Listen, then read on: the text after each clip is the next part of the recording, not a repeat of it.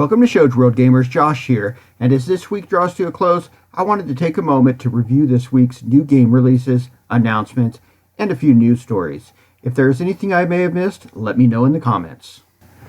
Alright gamers, let's start off by taking a look at some of the game releases this week that caught my eye. There were some really good games this week across all systems. We will start with Nintendo, as Live Alive was released for the Switch today, and I've never heard of this game before Nintendo announced it. They announced it was coming to the Switch, and apparently a lot of people were really excited because this was a Japanese Super Famicom game that RPG fans have been wanting a US version of for years. It has been upgraded to better suit the Switch using HD 2D graphics, and the game is a lot of fun. You play through 7 different time periods with 7 different main characters.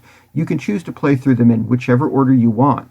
I have only played a small amount of the game so far, but I have heard the full game takes around 20 hours to finish. If you are on the fence, there is a demo available where your save data transfers over to the main game, so definitely give it a shot. Next up, Capcom Arcade Stadium 2, which includes 32 classic Capcom arcade games, was released. You can purchase the full game, or if you want to pick and choose, the initial download is free, just like the first collection, which gives you your arcade, and then you can add the games you want, either a la carte or in collections for different prices. The games are very customizable and let you pick between mini screen modes and sizes, and does have a rewind feature in all of the games. Now there is a ton of awesome games available, some never released in the US until now, but for me, there is one huge standout, as Street Fighter Alpha 3 is available, and that is my personal favorite fighting game of all time. Capcom Arcade Stadium 2 is available on all systems, and I highly recommend checking it out. Next up, River City Saga 3 Kingdoms was released, and it uses the popular HD 2D style of visuals. It takes the familiar character styles of the River City Ransom games and inserts them into the Chinese tale of the Romance of the Three Kingdoms. There are some RPG elements to the game that adds to the normal beat-em-up style. Now, Stray was released for PlayStation 4 and PlayStation 5 and is a day one release on PlayStation Plus for premium members. I've been playing the game and have to say it's better than I expected. I would definitely suggest that you give it a shot. It's not a long game, you can easily finish it in under 5 hours, but it is a lot of fun, and I will put a link to the video I made of the first 30 minutes and my initial thoughts of the game. Also, for you F-Zero fans looking for a new game, we're not getting F-Zero anytime soon, it appears, but Redout 2 did get a release for the Switch. It's not F-Zero, but if you like that futuristic, high-adrenaline style of racers like F-Zero and Wipeout, this is a pretty fun game. In the announcement this week, we are still kind of just waiting for news to drop out of San Diego Comic-Con. It was kind of a quiet week, but there was a few announcements that I found interesting, starting with Soulframe getting announced. It is a free-to-play MMORPG made by the same company that brought us Warframe. Now, it's not a sequel or prequel to Warframe. The developers referred to it as a sister game. It is explained to be a slower, more deliberate melee-heavy style of gameplay taking place in a fantasy world. I'm sure there will be a lot of magic elements involved also. Now, we did not receive a release date yet, as this looks to still be a ways off, but stay tuned for more information in the future. We also got an announcement and subsequent launch 2 days later of our first DLC for Mario Strikers Battle League. The free update includes 2 new characters, Daisy and Shy Guy, new gear, which was armor, and 1 new stadium, which is Desert Ruin.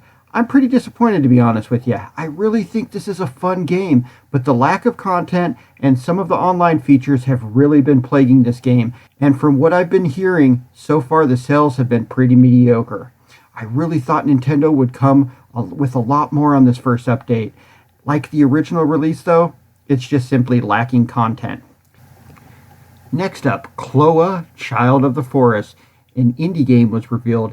Now this is a Kickstarter game. It looks a lot like another Legend of Zelda: A Link to the Past style game, and I'm excited to see more info as it comes available. Like I said, it is a Kickstarter project and is listed as a projected December 2023 release. There is some really cool additional things if you pledge to the project, so definitely check it out. Just search KLOA on Kickstarter. I really like what I've seen so far of this game, and I think it could turn out to be really good. Also, on the tails of the hugely successful Shredder's Revenge, we finally got the release date for the highly anticipated Teenage Mutant Ninja Turtle Cowabunga Collection. This includes 13 classic Ninja Turtle games. The game will be released on August 30th, with Shredder's Revenge earlier this year and Netflix's Revenge of the Teenage Mutant Ninja Turtle movie coming on August 5th. This has truly been a stellar year for fans of the Heroes in a Half Shell. Lastly, we got our yearly announcement of the Madden Ratings, and as usual, people are not happy. Personally, I just hope Devontae Adams lives up to that #1 highest rated receiver rating. The scores do change as they are updated depending on the player's stats as we move through the season, so I guess those upset fans can see if their complaint is justified later this year when Madden 23 releases on August 19th, and then the NFL season gets underway on September 8th.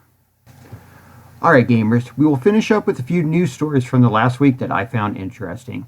First off, we will start with a crazy report that has been making the rounds this week, stating that Microsoft may be in the discussions to purchase Netflix. I know a lot of people are freaking out about this, but I think this actually makes a lot of sense. Microsoft's Xbox division has really leaned into the subscription service, and with Netflix struggling, this would be the perfect time for Microsoft to expand on that business plan. Also, it seems with the current financial outlook, Microsoft has showed that they are favoring the purchase of assets over leaving money sitting in the bank. Also, yesterday was the official first day of San Diego Comic-Con 2022. The original con that started them all, and still the biggest, is underway as we speak. It will continue over the weekend through Sunday, so I will definitely be checking out all the info being announced, so make sure you subscribe if you haven't to keep up with all the gaming info. In video game movie news, it has been reported that New Line Cinema is moving forward with a sequel to the 2021 reboot of Mortal Kombat. Australian filmmaker Simon McQuoid will be returning as director. If you haven't seen the first one, it was a gory, fun ride. Personally, I am a huge fan of the original 1995 movie. I think it's one of the best video game movies of all time. Plus, it gave us that techno masterpiece, the Test Your Might Mortal Kombat song. So if you haven't seen it, definitely do yourself a favor and check it out. Also, just a heads up, as this week there was some pretty substantial leaks that dropped. There is leaked footage floating around of The Last of Us PS5 remake, which has many of the gaming community pretty disappointed by what they're being shown. But more substantial is the fact that the full game of Xenoblade Chronicles 3 is out in the wild already. The game is not scheduled to be released until the 29th, so definitely watch out for spoilers as they will start popping up soon. Now in pure insanity news, streamer Charlie Critical White is offering $20,000 to anyone who can achieve a full legendary All Skulls On playthrough of Halo 2 Anniversary without dying. The gameplay has to be streamed, and there is a few other rules. Do you guys think anybody is going to be able to step up and complete this up to this point impossible task? Alright gamers, that concludes our weekend review for the week ending on July 22nd.